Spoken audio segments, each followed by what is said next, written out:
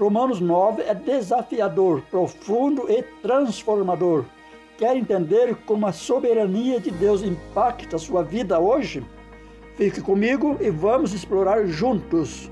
Antes de mergulharmos no comentário sobre Romanos 9, quero te convidar a ler o capítulo por completo.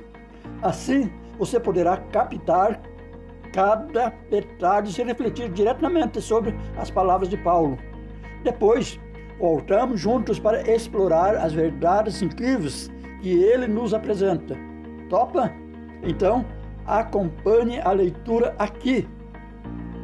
Romanos capítulo 9. Em Cristo digo a verdade e não minto, dando-me testemunho à minha consciência no Espírito Santo, que tenho grande tristeza e contínua dor no meu coração, porque eu mesmo poderia desejar ser anátema de Cristo, por amor de meus irmãos, que são meus parentes segundo a carne, que são israelitas, dos quais é a adoção de filhos, e a glória, e as alianças, e a lei, e o culto, e as promessas, dos quais são os pais, e dos quais é Cristo segundo a carne, o qual é sobre todos, Deus bendito eternamente. Amém. Não que a palavra de Deus haja faltado, porque nem todos os que são de Israel são israelitas. Nem por serem descendência de Abraão são todos filhos, mas em Isaque será chamada a tua descendência. Isto é, não são os filhos da carne que são filhos de Deus, mas os filhos da promessa são contados como descendência. Porque a palavra da promessa é esta: por este tempo virei, e Sara terá um filho. E não somente esta, mas também Rebeca, quando concebeu de Isaque nosso pai. Porque não tendo eles ainda nascido, nem tendo feito bem ou mal, para que o propósito de Deus, segundo a eleição, ficasse firme, não por causa das obras, mas por aquele que chama, foi-lhe dito a ela: o maior servirá ao menor. Como está escrito: amei a Jacó e odiei a Esaú. Que diremos, pois? Que há injustiça da parte de Deus? De maneira nenhuma, pois diz a Moisés: compadecer-me-ei de quem me compadecer, e terei misericórdia de quem eu tiver misericórdia. Assim, pois, isto não depende do que quer, nem do que corre, mas de Deus que se compadece. Porque diz a Escritura a Faraó: para isto mesmo te levantei, para te mostrar o meu poder, e para que o meu nome seja anunciado em toda a terra.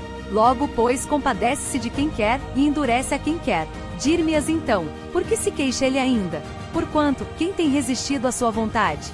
Mas, ó homem, quem és tu, que a Deus réplicas? Porventura a coisa formada dirá ao que a formou: por que me fizeste assim?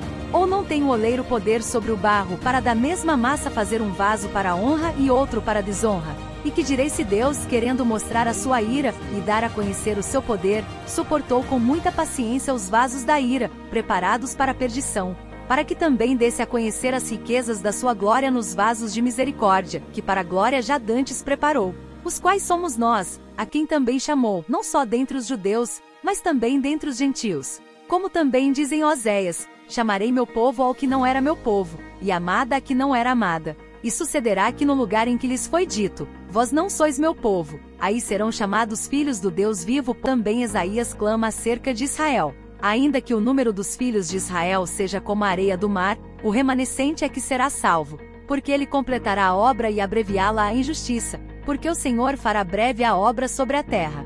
E como antes disse Isaías: se o Senhor dos exércitos nos não deixará descendência, teríamos nos tornado como Sodoma, e teríamos sido feitos como Gomorra. Que diremos, pois? Que os gentios que não buscavam a justiça, alcançaram a justiça? Sim, mas a justiça que é pela fé.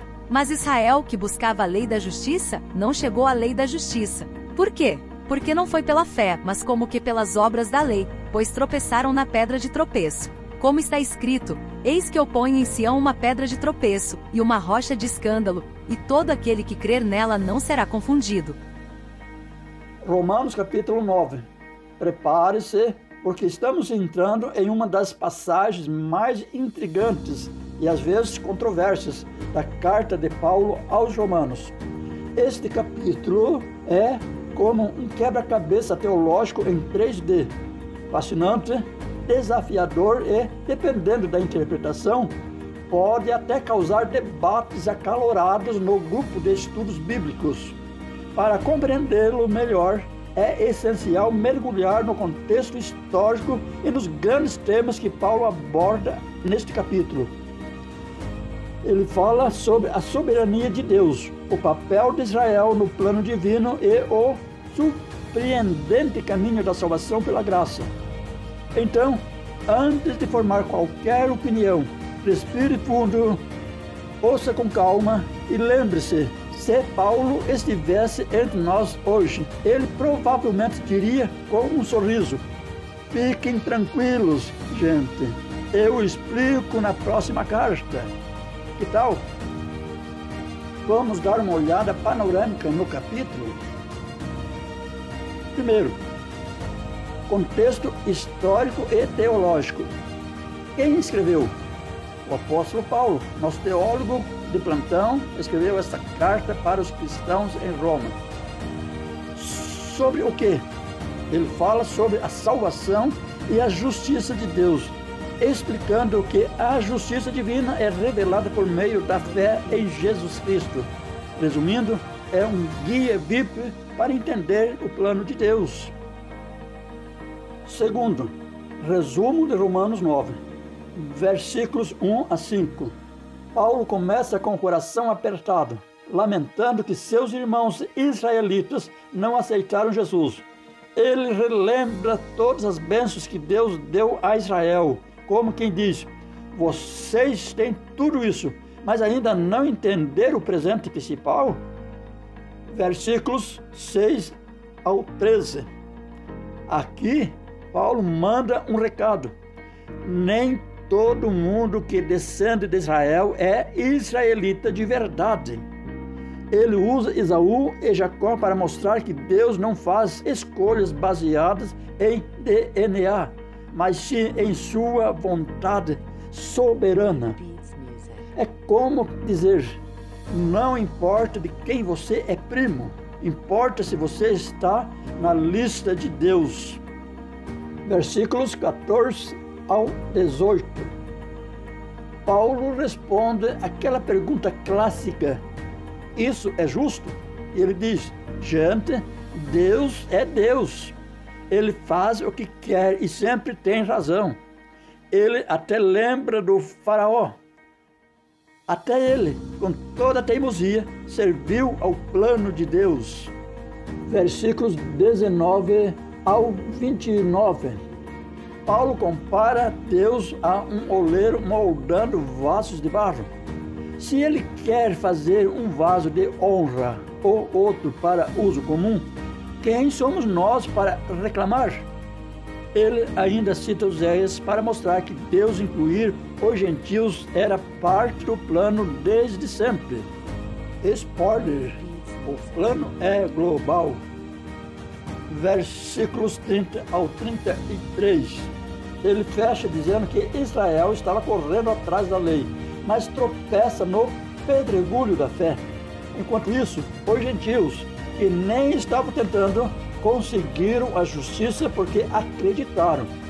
Moral da história: às vezes, menos esforço e mais fé é o segredo. Terceiro, grandes temas ou coisas para anotar e meditar. Soberania de Deus. Deus está no controle e sabe o que faz, mesmo quando a gente não entende. Tipo aquele chefe que mistura ingredientes estranhos e ainda assim faz um prato incrível. Eleição e livre-arbítrio.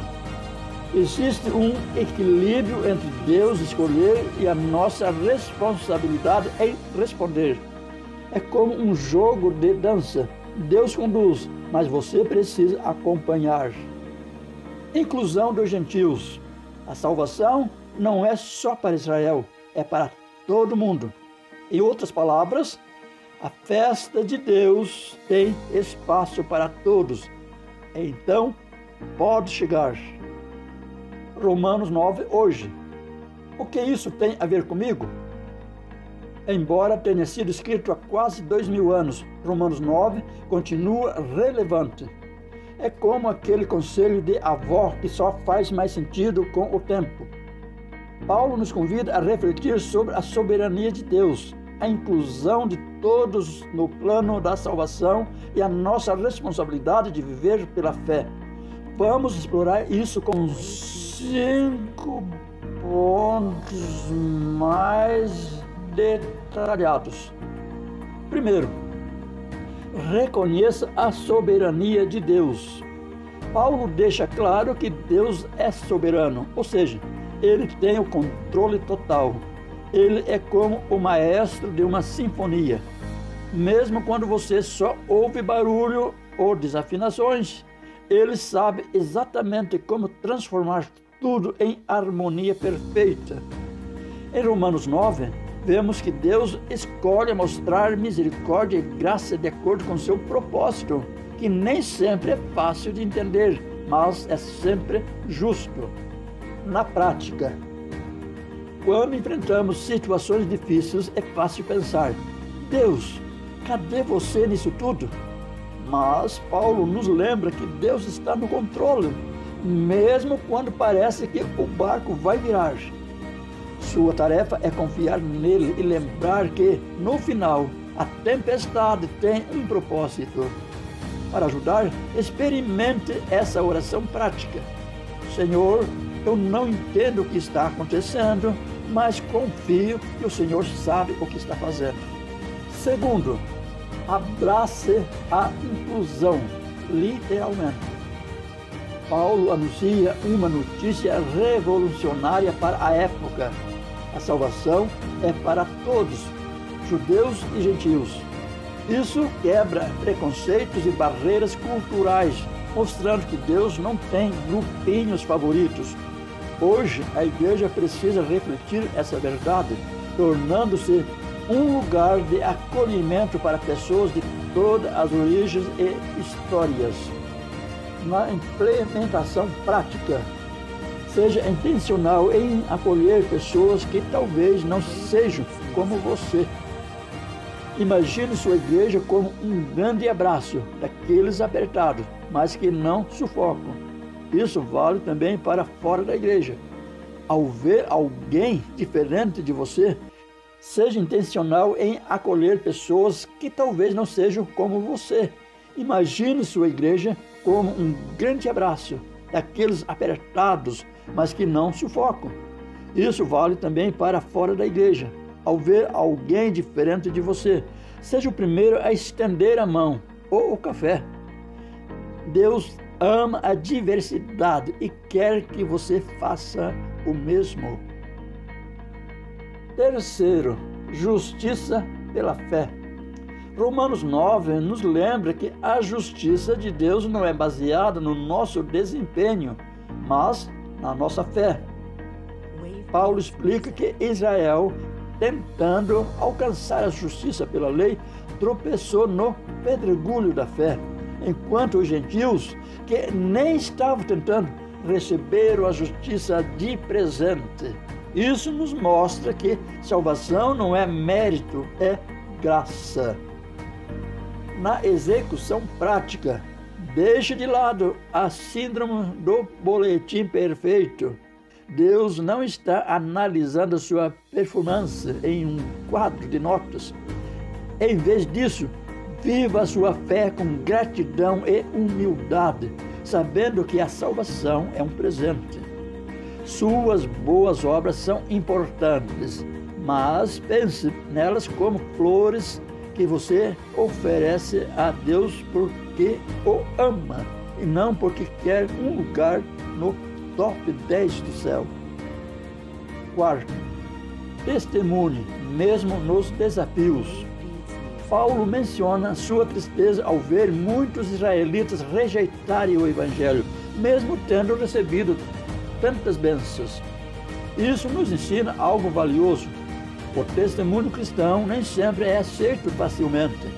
Ainda assim, somos chamados a perseverar, compartilhando a mensagem de Jesus com coragem e amor. Na aplicação prática, você já se sentiu desanimado ao falar sobre sua fé e ser ignorado ou até ridicularizado? Bem-vindo ao clube de Paulo. Ele não desistiu e nem você deve. Testemunhar é como plantar sementes. Pode demorar para ver os resultados, mas Deus está regando cada esforço seu. E lembre-se, até um sorriso pode ser um ato de evangelismo. Quem resiste a um cristão sorridente? Concluído, Romanos 9 nos ensina grandes verdades que ecoam até hoje. Deus é soberano e sabe o que está fazendo, mesmo quando a gente não sabe. O Evangelho é para todos, então a igreja deve refletir essa inclusão. A salvação vem pela fé, não por obras, mas isso nos chama a responder com amor e ações. Testemunhar pode ser desafiador, mas é um privilégio porque sabemos que Deus está trabalhando. Agora, na prática, aplique Romanos 9 no seu dia a dia. Confie em Deus, acolha as pessoas, descanse na graça e compartilhe sua fé com perseverança. E lembre-se, quando a caminhada cristã parecer complicada, Paulo já passou por isso e deixou as instruções no manual. Chegamos ao final deste estudo sobre Romanos 9. Espero que você tenha sido tão edificado quanto eu ao refletir sobre a soberania de Deus e o seu propósito eterno. Agradeço de coração por dedicar seu tempo a mergulhar na palavra de Deus comigo. Sua busca por entendimento espiritual é inspiradora. E não pare por aqui. Romanos 10 está cheio de verdades transformadoras sobre a fé e a salvação. Convido você a continuar essa jornada assistindo ao próximo vídeo, onde exploraremos juntos mais um capítulo dessa carta incrível. Te vejo lá!